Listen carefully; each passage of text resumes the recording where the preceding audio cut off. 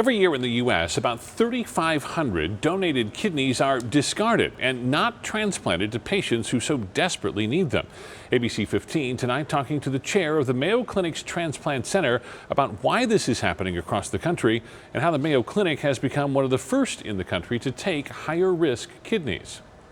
They live minute by minute, hour by hour, hoping for a kidney, liver, lung, or heart. Over 100,000 Americans are on the waiting list for organ donation. Many times we'll use organs that maybe another more conservative center has turned down and use that organ with excellent results. Recently, the Journal of American Medical Association shed light on the problem, specifically with kidney donation.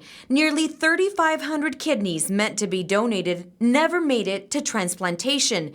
They are considered to be higher risk. There's a huge variation if you look at from transplant center to transplant center, how likely they are to utilize organs. The Mayo Clinic has one of the highest rates in using higher risk kidneys.